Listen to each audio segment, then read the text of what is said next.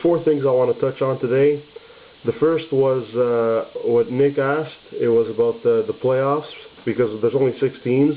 So the playoffs in this league is going to work exactly like the NFL. So the top 6 get in, the first 2 teams get a bye. So 3 plays 6, 4 plays 5, and then the 2 winners of that play the 1 and 2, and then so on. So it's exactly like the NFL format. The second thing is, you'll notice on the homepage, if you go on their season, it says schedule, standings, all-star team, and past seasons.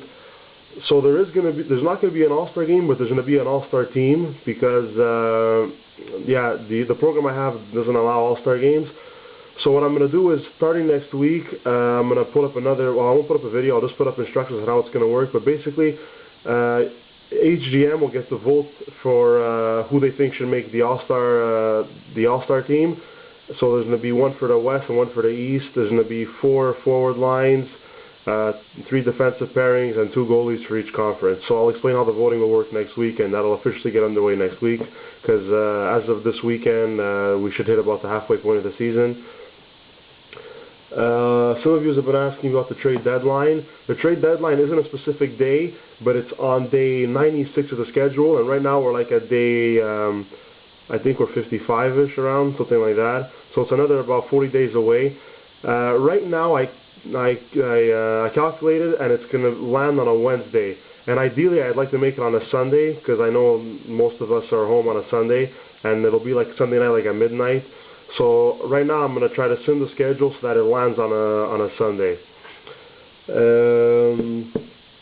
Okay, and the fourth thing I wanted to mention, this can get a little confusing, so I'll try to explain it nice and slowly.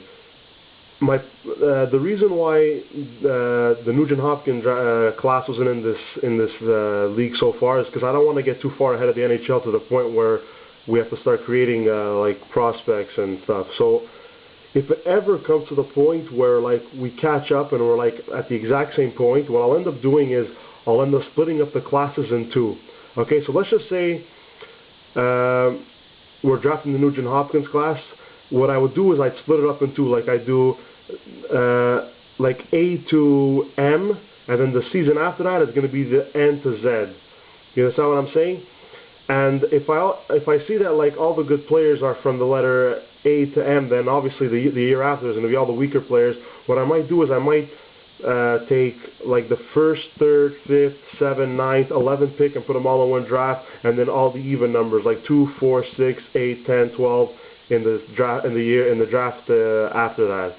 So like I know last year was it was Hopkins, then it was what's his name, Landeskog, then it was Huberdeau, and then it was Larson. So for example, in this year's draft class, it would be Hopkins, it would be Huberdeau, and the year after that, the top 2 would be Landeskog and Larson. But that's just an example. This year, we're actually, for the next couple of seasons, we're going to be drafting the full draft classes. This is just in case we get to the point where we're even with the NHL schedule, and I don't want to make up prospects. So what I'll do is I'll do that instead. I'll split the classes into 2. So yeah, so that's it for now, and I'll keep you guys posted on what's going to happen for the All-Star.